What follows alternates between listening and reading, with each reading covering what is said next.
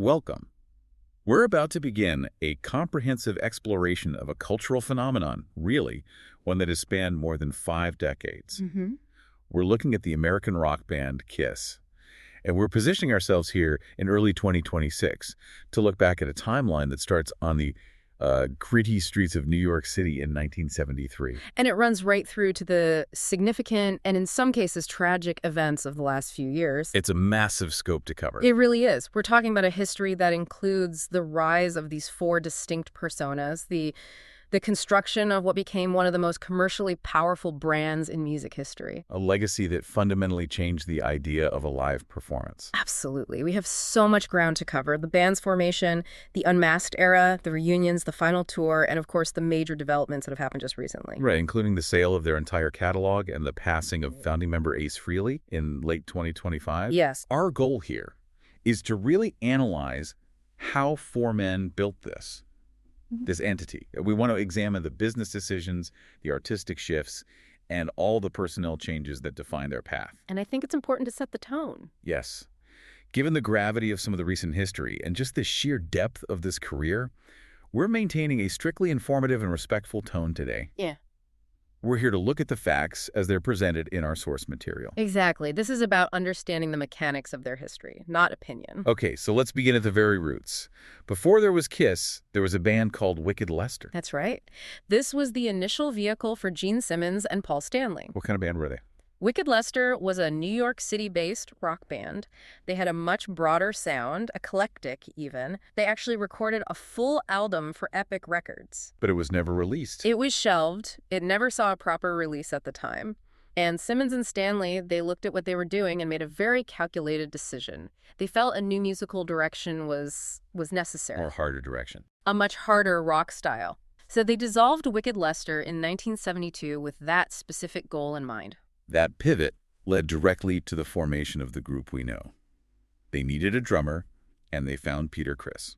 They found him through an advertisement he placed in Rolling Stone magazine, which is, a classic rock and roll story. It is. What was his background? Peter Criss had previously played in bands like Lips and Chelsea. He had experience. So Simmons and Stanley met him at a nightclub where he was playing, they heard him sing, and they brought him into the fold. The trio immediately began focusing on that harder style. And then came the lead guitarist, Ace Frehley. Frehley joined in early January of 1973.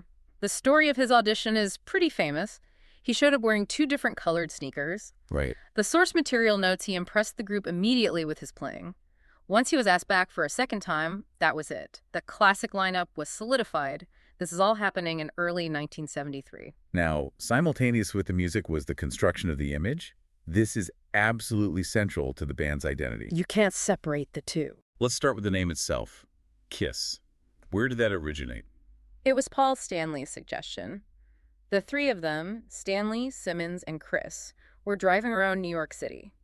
Criss mentioned that he was in a band called Lips before. And that sparked the idea? It prompted Stanley to suggest Kiss. It was short, memorable, a little dangerous. And the logo is arguably just as famous as the name. Ace Frehley designed it. He sketched it right over the name Wicked Lester on a poster outside a club they were about to play.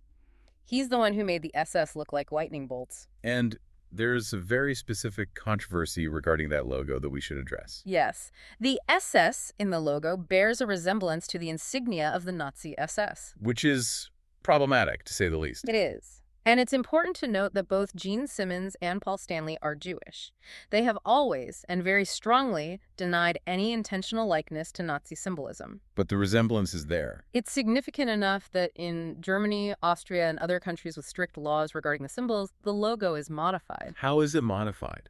On album covers and merchandise in those regions, the SS is altered to look more like 2 backwards Z's. It removes the sharp, angular lightning bolt look to comply with local laws. Moving to the visual identity, let's discuss the makeup. They debuted these concepts very early on. Almost immediately. You had the Star Child for Paul Stanley, the Demon for Gene Simmons, the Spaceman for Ace Frehley, and the Catman for Peter Criss. And Stanley experimented a bit first, right? He did, briefly. He used a bandit makeup design for a few very early shows, sort of like a Zorro mask, but the 4 core personas were established very quickly. Now, there's a long-standing debate that they copied their look from a Brazilian band called Chicos and Mojados. Right, who also wore face paint. But when you look at the timeline, the evidence really suggests it was an independent development. Kiss was emerging from the New York glam scene. So the influences were closer to home. Exactly. You have to think about Alice Cooper, the New York Dolls. That was the environment they were in. They just took that theatricality to a whole other level. The early days, though, were not immediately glamorous. Far from it. Their first gig was at the Popcorn Club in Queens on January 30th, 1973. And what was that like? The audience consisted of fewer than 10 people. The band was paid $50 total. So they're building from the ground up. Absolutely.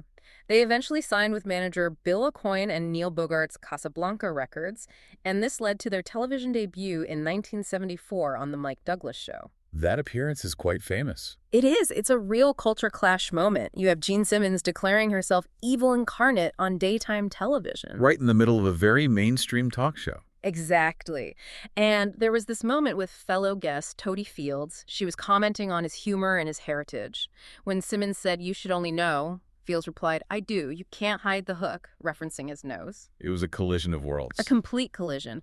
But despite the TV appearance and all the heavy touring, the commercial success, it just wasn't there yet. The first 3 albums. Kiss, Hotter Than Hell, and Dressed to Kill. None of them sold well. The band and the label were losing money fast. And the reality of being on the road was pretty harsh. The sources describe it clearly. Sleeping in station wagons, eating beans and franks. They were on an $85 a week salary. They were building a reputation for their live show, for the spectacle, but the record sales just were not matching the effort. Which brings us to a major turning point in 1975. The label, Casablanca, was in serious financial trouble. Desperation is the word. Both for the band and for Neil Bogart, they needed a breakthrough. They needed something to connect the energy of the live show with the record-buying public. And the idea was to capture that energy on a record. Yes. They decided to release Alive in September of 1975, a double live album, which, as we said, was a real risk. But it paid off. Massively. It saved the label, it saved the band. Alive achieved gold status very quickly and just kept selling. It finally gave them their first top 40 hit with the live version of Rock and Roll All Night. That song became the anthem. It became the anthem. It's worth noting, for historical accuracy, the band later admitted to doing quite a bit of work on the album in the studio. What kind of work? Adding audience noise, fixing mistakes with overdubs. They wanted to enhance the realism, to make it sound as huge and exciting as possible. And it worked. Following that success, they shifted their musical ambition with the album Destroyer in 1976. This was a big step. They partnered with producer Bob Ezrin, who had worked with Alice Cooper. And he pushed them in a different direction. A very different direction. This marked a move away from that raw, live sound toward a much more intricate, polished production. They used orchestras, choirs, sound effects. It was a much more cinematic album. It was. And the surprise hit from that album was the ballad Beth. Which was a B-side. A B-side to Detroit Rock City. Radio stations flipped the single over, started playing Beth, and it just exploded. It became their first top 10 single. So by 1977, they had reached their absolute peak of popularity. A Gallup poll from that year actually named them the most popular band in America. That's incredible. They toured Japan and matched the Beatles' long-standing record for sold-out shows at Budokan Hall. They were, for a moment, the biggest band in the world. And the merchandising machine was fully operational by this point. Oh, completely. Between 1977 and 1979, they generated an estimated $100 million in merchandise revenue. Just staggering numbers for the time. We're talking about everything. Pinball machines, makeup kits, lunchboxes, radios, trash cans. If you could put the logo on it, then sold it. And the comic books. Yes, the Marvel comics, which led to one of the greatest publicity stunts in music history. The band actually mixed vials of their own blood with the red ink at the printing plant for their first comic book. It was all about building the myth. Everything was. In 1978, they made a very unique strategic move. They released 4 solo albums simultaneously. A highly unusual move. The strategy was really twofold. It was intended to ease some of the growing internal tensions within the band. Give everyone creative outlet. Exactly. And also to fulfill contract obligations that called for more product from the band. They were supposed to deliver more albums, so this was a way to do it all at once. And the marketing push was huge. $2.5 million campaign. They shipped 1 million copies of each album. But did it work commercially? It was a commercial disappointment, certainly relative to the huge expectations. The albums did ship platinum, but many of them ended up in the cutout bins. Meaning they were sold at a deep discount. Right. They just didn't sell through to the public as expected. Ace Frehley's album was the most successful of the four. It produced the hit single New York Groove. That same year, 1978, saw the release of their film, Kiss Meets the Phantom of the Park. A television movie. And this project was intended to be something grand, a cross between Star Wars and A Hard Day's Night. But that's not how it turned out. Not even close. The result was viewed by the band members themselves as a profound embarrassment. It portrayed them more as clumsy superheroes, almost clowns, than as a powerful rock band. And it had repercussions. It did. It caused a significant rift with their longtime manager, Bill Aucoin. The trust was damaged. So as we move into 1979 and the early 80s, the band starts to fracture. Musically, there was a pretty big shift toward disco with the album Dynasty. The song I Was Made for Lovin' You was a massive worldwide hit, but the disco-influenced sound alienated a lot of their core hard rock fan base. And internally, things were getting worse. Much worse. On the Dynasty album, session drummer Anton Fig played on almost all of the tracks, not Peter Criss, even though Criss was credited and appeared on the cover. His skills were deteriorating. That's what the sources indicate. This led directly to the official departure of Peter Criss. When did that happen? The tensions peaked during the Dynasty tour. Criss's behavior and his playing became more and more erratic. He officially left the band in 1980. So the band needed a new drummer. They found Paul Charles Caravello. Who became known to the world as Eric Carr. Right. And he needed a persona. He did. They introduced him as the Fox. It's interesting. They had actually considered a hawk design first, but it just didn't look right on him. Eric Carr brought this new, powerful drumming style and a fresh energy, debuting in July 1980. Musically, however, the band then took a very confusing turn in 1981. A very confusing turn. The album Music from the Elder? The concept album. A medieval concept album complete with horns, strings, and the storyline that was... well, it was hard to follow. What was the reaction? It was a commercial flop, a disaster, really. It didn't even go gold, which was unheard of for them at that point. The fans were completely confused. And this must have affected Ace Frehley. It did. This failure further alienated him. He was deeply frustrated with this new direction. He became more isolated from Simmons and Stanley, and this album was really the final straw that led to his eventual departure. So he's on his way out, and he's eventually replaced by Vinnie Vincent. It was a bit of a transition. Frehley appeared on the covers of the compilation album Killers and the studio album Creatures of the Night in 1982, but he didn't play on Creatures. He was essentially already gone. Yes. Vinnie Vincent stepped in as the lead guitarist for that record. He took on the persona of the Wiz, which is sometimes referred to as the Egyptian warrior, with the Ankh makeup. Creatures of the Night was a return to a heavier rock sound. A deliberate attempt to win back the old fans. It was very heavy. But the lineup was still unstable. Vinnie Vincent's personality clashed significantly with Simmons and Stanley. And he didn't last long. He was fired for what Gene Simmons later termed unethical behavior after the tour for the next album. Which was Lick It Up. And that brings us to 1983 and the beginning of the unmasked era. Right. They sensed the need for another drastic change. The makeup, which had been their greatest asset, was maybe now becoming a limitation. That's how you took it off. They appeared on MTV on September 18th, 1983, revealing their faces to the world for the first time. It was a huge media event. And the album Lick It Up was a commercial resurgence for them. It was. The novelty of seeing them without the makeup helped propel the album to gold status. It brought them back into the mainstream conversation. But the guitarist position remained a revolving door for a moment.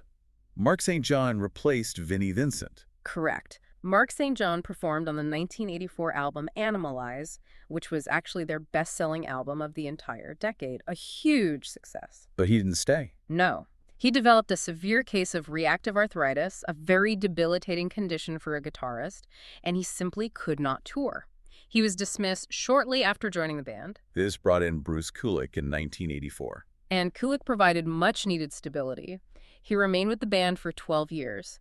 At that time, that was the longest tenure of any member aside from Simmons and Stanley themselves. So the late 80s were a period of stability and success. They were. The album Crazy Nights did very well overseas, particularly in the UK, and then they had a major US hit with the power ballad Forever. Which was co-written with Michael Bolton. Yes, it became a top 10 hit and a staple on MTV.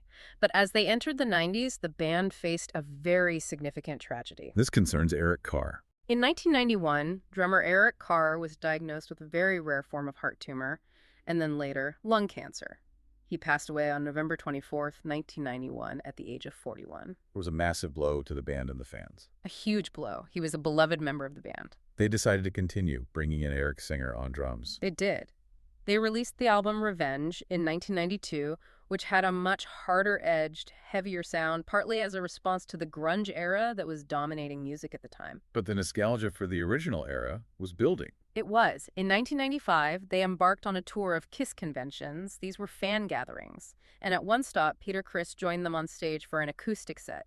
It was the first time he'd performed with them in 16 years. And that momentum just kept building. It led directly to their appearance on MTV Unplugged, where both original members who had left came back. Correct. Both Peter Criss and Ace Frehley joined the band for the Unplugged taping. The reaction was overwhelming. Then came the 1996 Grammy Awards.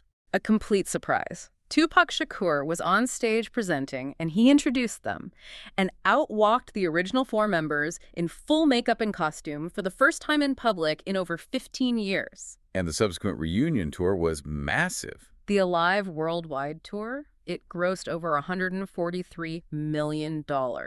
It was the top-grossing tour of the year. And the concept was very specific. It wasn't just a concert. They were very clear that they were recreating the legend of their 70s Pete. They wanted to surpass what people remembered, make the show even bigger and better than it had been. They followed that up with a new studio album in 1998, Psycho Circus. Which was marketed as the first album from the original lineup in almost 2 decades. But that wasn't exactly the truth. No.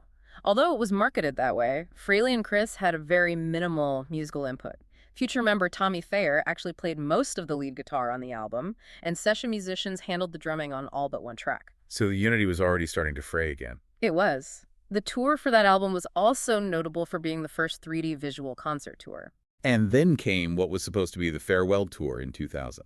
It was intended to be the end, a final lap of victory for the original lineup. But it didn't end that way. No. Just before the tour was set to hit Asia and Australia, Peter Criss left the band again, this time over a salary dispute. And his replacement was Eric Singer. Yes, Eric Singer stepped back in to play drums, and very controversially, he wore the Catman makeup and costume.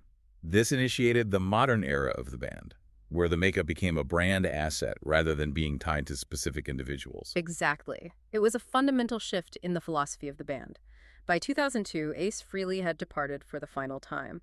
His last performance with them was at the closing ceremonies of the Winter Olympics in Salt Lake City. So the lineup then solidified. It became Gene Simmons and Paul Stanley, joined by Tommy Thayer as the Spaceman and Eric Singer as the Catman. And Simmons had a justification for this. He was very blunt about it. His justification was essentially, we own it, we created it. The personas belong to the band, not the individuals who first wore them. The band continued to tour extensively and release albums like Sonic Boom and Monster. Yes, they were very active. They did a tour with the Melbourne Symphony Orchestra, which was released as Kiss Symphony.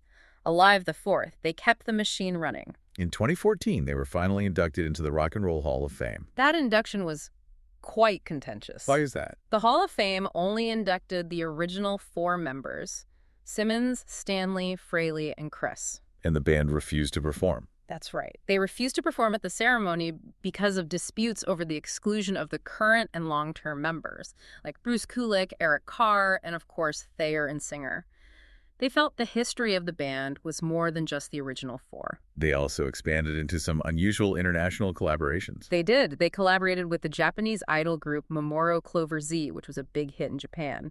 And they did a Scooby-Doo crossover movie. It just shows the elasticity of the brand. It can be applied almost anywhere. So in 2018, they made another major announcement, the end of the Road World Tour. This was it. This was projected to be the final physical tour, a massive multi-year undertaking. Gene Simmons projected it would gross between $150 and $200 million. But it wasn't without its challenges. No, it faced a few.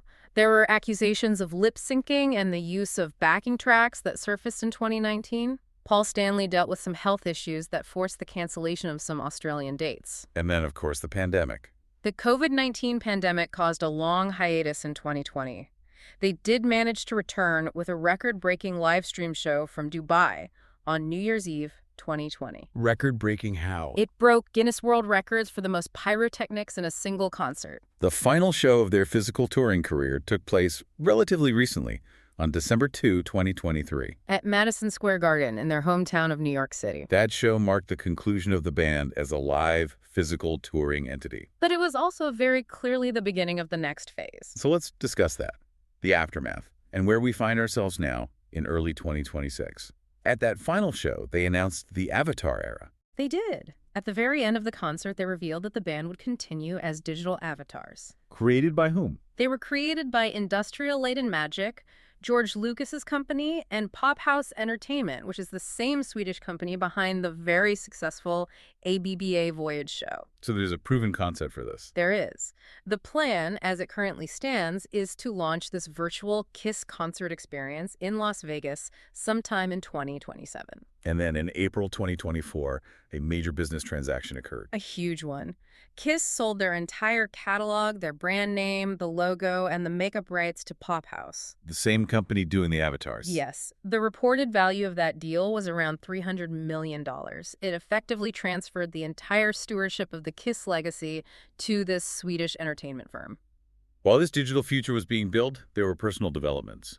Gene Simmons returned to the stage with the solo band in 2024. And Paul Stanley continued to focus on his R&B review project, Soul Station, as well as his painting. However, the year 2025 brought both a significant honor and a profound tragedy. In August 2025, the band was selected as honorees for the Kennedy Center Honors. Which is a very prestigious recognition of their cultural impact in America, a huge honor. But that year is now marked by a very somber event. Yes. In October of 2025, founding member Ace Frehley passed away. We should detail what happened there. According to the reports from the time, Ace Frehley suffered a traumatic brain injury following a fall in his home studio. It was very sudden. He was placed on life support, and he passed away at the age of 74 after that life support was removed. It was a definitive and tragic closing of a chapter for the extended KISS family and the entire fan base. So as we sit here in January 2026, where does that leave the entity of KISS? Well, the biopic, Shout It Out Loud, which is a Netflix production, is slated for release this year, 2026, so that's moving forward. And what about the current members? Tommy Thayer made some comments as recently as last month, in December 2025. He indicated there's a lot of behind-the-scenes work happening, presumably regarding the avatars and other legacy projects, but he expressed uncertainty about the possibility of any new music. So the brand is now evolving completely beyond the physical members. It seems to be the final step in the journey. It is a remarkable journey. From a loft in New York City to digital avatars in Las Vegas. It really is. They became America's #1 gold record award-winning group of all time. They changed concert production forever with their use of pyrotechnics and massive stage sets. Their philosophy was always quite simple. You wanted the best, you got the best. That was the promise. A legacy that continues to echo. Thanks for listening.